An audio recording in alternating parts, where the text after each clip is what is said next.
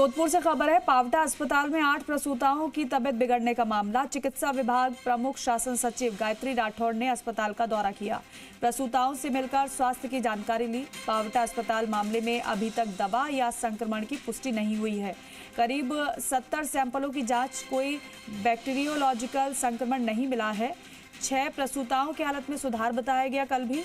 2 का एम्स में इलाज जारी है। दवा रिएक्शन, संक्रमण और अन्य कारणों की जांच लगातार जारी है। कोटा बीकानेर के पुराने मामलों की रिपोर्ट भी खंगाली गई है। भविष्य के लिए सख्त मेडिकल प्रोटोकॉल तैयार किए जाएंगे। स्वास्थ्य विभाग का कहना है कि जांच रिपोर्ट आने के बाद ही पूरी स्थिति को स्पष्ट किया जाएगा। लापरवाह लोगों के खिलाफ सख्त कार्रवाई भी की जाएगी। ये भी पहले ही चिकित्सा मंत्री की ओर से कह दिया गया था। गायत्री राठौड़ पहुंची, उन्होंने जानकारी ली इस पूरे मामले की। हालांकि 8 में से 6 प्रसूताओं की जो स्थिति है वो सामान्य बताई जा रही है। 2 को एम्स रेफर कर दिया गया, इलाज दोनों का चल रहा है। प्रसूताओं से मिलकर गायत्री राठौड़ ने स्वास्थ्य की जानकारी ली। जोधपुर में जिस तरीके से पूरा मामला सामने आया, सिजेरियन के बाद प्रसूताओं की तबीयत बिगड़ने का, इस मामले के बाद और ज़्यादा सवाल विभाग पर उठने लगे कि लगातार ऐसे केसेस क्यों सामने आ रहे हैं। कोटा में सामने आ चुका है मामला, एक प्रसूता की जान भी जा चुकी है। बीकानेर में 2 प्रसूताओं की जान जा चुकी है और जोधपुर में भी वैसा ही मामला सामने आया, जब सिजेरियन के बाद प्रसूताओं की तबीयत बिगड़ गई। 2 की स्थिति गंभीर बताई जा रही है जोधपुर में, 6 की स्थिति सामान्य है। लेकिन सवाल तमाम उठ रहे हैं कि क्या किसी दवाई के रिएक्शन की वजह से तबीयत बिगड़ रही है, या फिर सिजेरियन के दौरान कोई लापरवाही बरती गई है, या ऑपरेशन थिएटर में कोई इन्फेक्शन की वजह से प्रसूताओं को परेशानी हुई। ये तमाम सवाल हैं जो जांच का विषय है। और चिकित्सा मंत्री ने भी कह दिया था कि हर मामले की गहनता से जांच हम करवा रहे हैं, जिससे कि कारण साफ हो पाए। एक तरफ ड्रग कंट्रोलर विभाग भी मामले की जांच कर रहा है, तो दूसरी तरफ जो एक्सपर्ट्स डॉक्टर्स हैं उनकी निगरानी में भी जांच चल रही है, जिससे कि पता चला जा सके कि आखिरकार हुआ क्या और क्यों लगातार इस तरीके से केसेस सामने आ रहे हैं।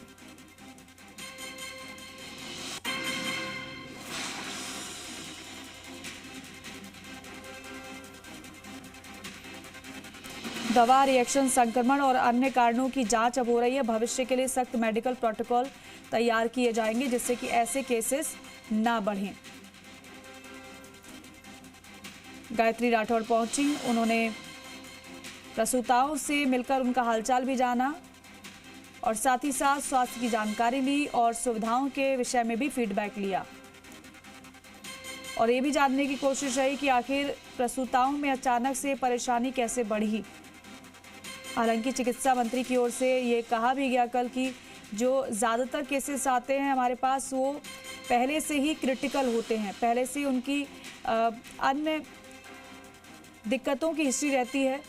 लेकिन फिर भी हम इस पूरे मामले की जांच करा रहे हैं कि आखिर ये केसेस क्यों लगातार बढ़ रहे हैं, क्योंकि तीसरी जगह से ये मामले सामने आए हैं। कोटा, बीकानेर और जोधपुर, 3 जगह से अभी तक सिजेरियन के बाद प्रसूताओं की तबीयत बिगड़ने के मामले सामने आ चुके हैं। और इसलिए तमाम सवाल भी खड़े हो रहे हैं कि आखिर ऐसा क्या हो रहा है जिससे कि प्रसूताओं की सिजेरियन के बाद तबीयत बिगड़ने लगी है। हालांकि कलेक्टर भी आलोक रंजन अस्पताल पहुंचे थे, वहां पर उन्होंने भी टीम के साथ चर्चा की थी।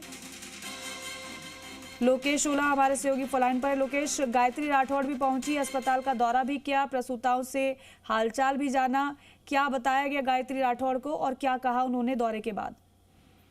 देखिए, एक बड़ा मामला जोधपुर के अंदर भी मिला है, जहां पहले कोटा और बीकानेर, उसके बाद जोधपुर के अंदर भी सिजेरियन के बाद प्रसूताओं की तबीयत बिगड़ी। 8 प्रसूताएं थी जिनकी तबीयत बिगड़ी।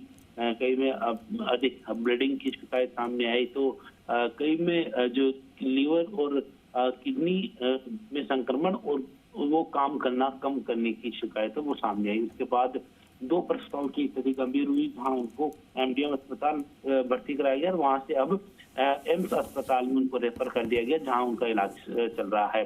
पर चिकित्सा विभाग की प्रमुख सचिव गायत्री राठौड़ देर रात जोधपुर पहुंची और उन्होंने पहले एम्स अस्पताल में जाकर वहाँ जो पीड़ित दो महिला मरीज उनसे मिलकर उनके हालचाल जाने, उनके जो चिकित्सा प्रोटोकॉल है, किस तरह से उनका इलाज किया जा रहा है, क्या क्या जो दवाइयाँ उनको दी जा रही है, इन सब की उन्होंने जानकारी ली। इसके बाद पावटा जिला अस्पताल में पहुंचे, जहाँ एक पूरा घटनाक्रम हुआ, जहाँ पीड़ित जो प्रसूताओं की तबीयत बिगड़ी।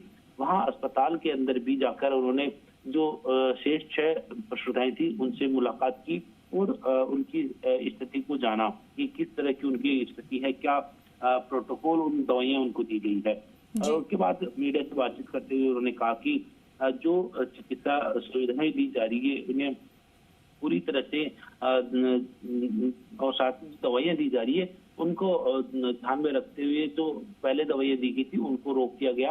और उन्होंने बताया कि करीब 70 सैंपलों की जांच है वो की गई है बैक्टीरियल माइक्रोबायोलॉजी और साथ ही जो बैक्टीरियल संक्रमण नहीं हो, इन सबको लेकर भी उन्होंने जानकारी दी। उन्होंने कहा कि 8 प्रसूताओं को लेकर जो प्रोटोकॉल बना हुआ है या फिर जो सिजेरियन को लेकर प्रोटोकॉल बना हुआ, उसी प्रोटोकॉल का जो पालन है वो यहाँ किया गया है। देखिए, जो पावटा जिला अस्पताल के अंदर जो उपचार की व्यवस्थाओं को लेकर भी उन्होंने चर्चा की।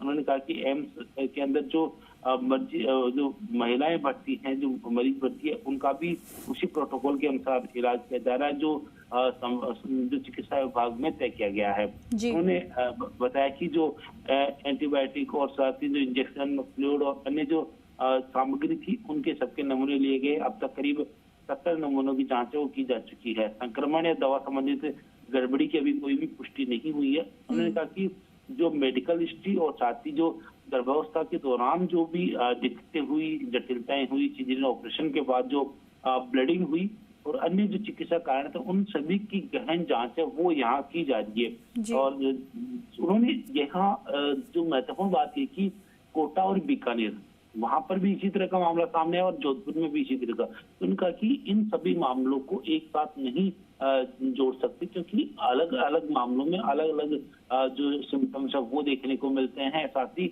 हर केस की हिस्ट्री और साथ ही जो गंभीरता वो भी अलग अलग होती है। तो उन्होंने बताया कि जिस तरह से सेम डे कोटा में, बीकानेर और जोधपुर में जब इस तरह के घटनाक्रम हुए तो उस दिन जितने भी प्रसूताओं के सीजन हुआ उन सभी में इस तरह का मामला देखने को मिला। हालांकि कई में स्थिति गंभीर हुई, कई प्रसूताओं की स्थिति गंभीर नहीं हुई।